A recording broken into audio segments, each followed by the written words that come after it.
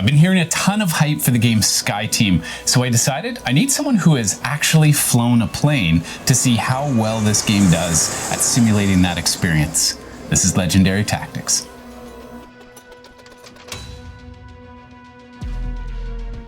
So you've actually flown a plane, and I'm curious because as a board gamer, I wonder how well does this game simulate what that experience is like?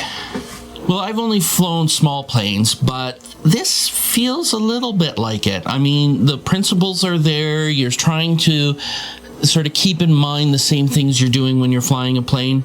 I think this does a good job. Okay, so you're going to teach me how to play. I've never played this game before. I'll be learning on camera along with you.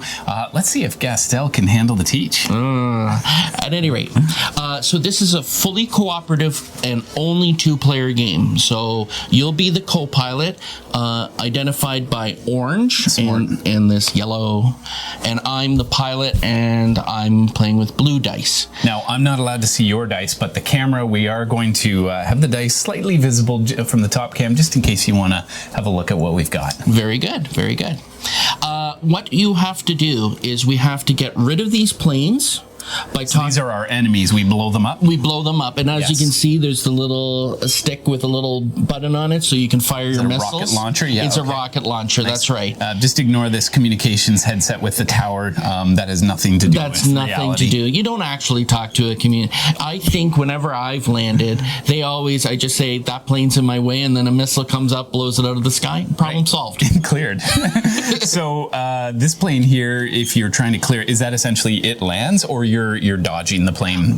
It's not you're dodging the plane, it's the control tower or your missiles getting it out of the way. Okay. Right. So to do that, I would take one of my pre-rolled dice, and if it was a 3, then I go 1, 2, 3, and I can remove that plane. Now you see the pilot only has one ability to communicate. The co-pilot has 2 abilities to fire missiles, communicate with traffic. Very apropos. I'm very chatty. There you go. Now what do you get in place of the extra communication? Well, this is actually for both of us. This isn't just for me, but this is a re-roll. So if we decide while we're doing this that our dice aren't quite what we want, we can spend one of these tokens to re-roll any dice that we would like. Is that something you probably want to save? I've landed quite a few times without even using the reroll, but I could see there. But on the other hand, with some of the harder landings, it's been critical. Okay, and so that's really the goal of the game, is just land your plane. Just land the plane. Okay. And so this represents our altitude, and our altitude is going to descend by 1,000 feet when we have spent all of our 8 dice, and that's going to signal us to re-roll our dice. Oh, so it's almost like this is a round. Each one is a round. Exactly. And the blue with the arrow pointing this way means I'm going first. Okay. And then the orange will mean you'll go first on that round. Oh, very nice. Now, in each round, we always have to put a dice in these 4 spots. And blue dice can only go on blue spots, and orange dice can only go on orange spots. And where they're dual colored, either of us can go. Okay. So here, if I put a 4 down, and why don't you pick one of your dice and put it there? Okay. There we go. Okay, well, since you picked a 4 and we were equal, this doesn't tilt at all. Okay. But if, for example, you had put a 3 down there, then I pulled a little bit harder on the stick this way, and we would tilt a little bit that way. And that's okay. There's nothing wrong with that. As long as we correct later. Well, you can even land a little bit tilted, believe it or not. Wow. You just have to not hit... not be going sideways. You have to not hit the axis, sort of thing. Okay. Now, the engines... Very forgiving game. It is a little forgiving. Nice. Although I usually land wings level. The engines, we add them, and the board is great for explaining how each thing works. This is your thrust? So this is our thrust. So if you put a dice there. Okay. We're going to blast. Okay. So forward. we did 9. Well, now you look along this track. If you are below the blue, The blue will never pass the orange. But if you're below the blue, you don't move on this track at all. And this shows you how far you are away from the airport. Okay. If you are between the two, you'll go one space forward. And you do it immediately as soon as the second dice is put down, you would go one forward. Oh, However, that's cool. You went faster than that because we did 9. Yes. So we actually moved 2 spaces. Oh, very nice. The problem is now these planes are... the planes are getting a lot crowding closer, and also we're still really high, so we probably are going to need to go slow in a future round to allow ourselves to descend. Okay. Now I showed this by us playing these dice together just to explain those, but we do not need to place them consecutively. Okay.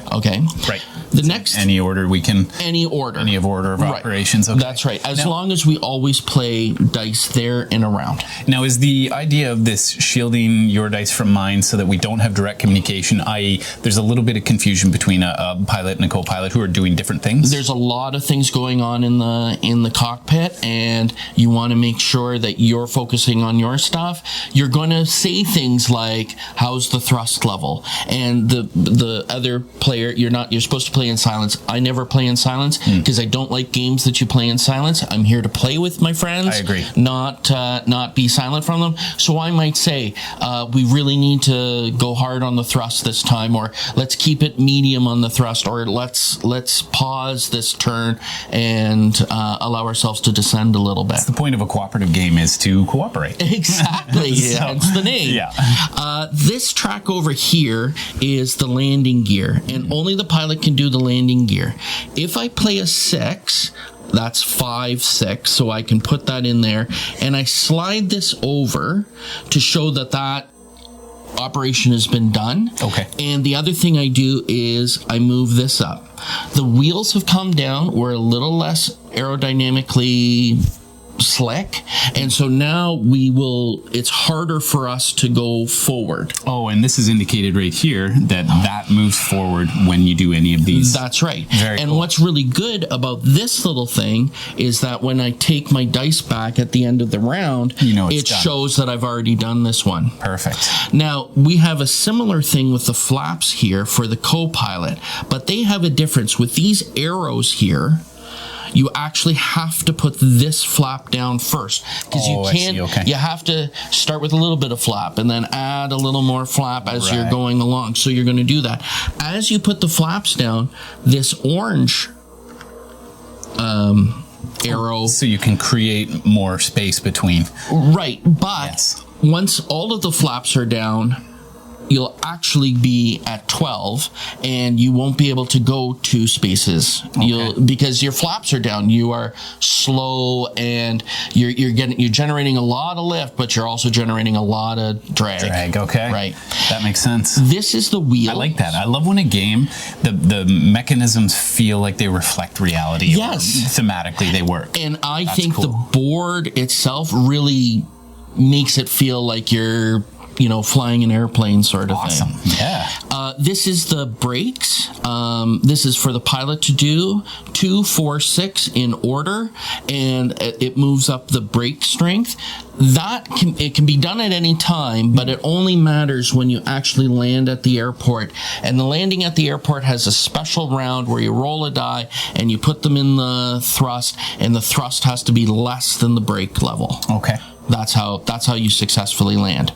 But the last thing that we can do is we can drink some coffee. And just relax at the hangar. Just relax, not at the hangar. No, at the officer's den? We can go back and get ourselves a coffee. Oh, no way. You put any die you would like into one of these places, and you put a cup of coffee down. That is actually really useful when you don't really have anything good to use with your die. Okay. And in the future, say, for example, you were going to put a 5 and you really wanted to have a 4, well, you can use this cup of coffee to increase any die by 1 or decrease it by 1. Perfect. So you can take the 5, make it a 4. And in the case of where we went forward 2, you can maybe just make it so we only went forward 1, which was probably preferred. I thought you were joking about the coffee. I didn't see that mechanic. No. But it's cool because days. You're either getting a shot of caffeine to boost it up, or you're taking a moment to chill and have a coffee, which slows you down. That's right. So it works. That's right. It's a stretch. And that's the game. Well, if you appreciated Gastel teaching me the game and the work that he's done to help our channel out, then please like the video, subscribe, add a comment, and don't forget to get out there. Get gaming. And be legendary.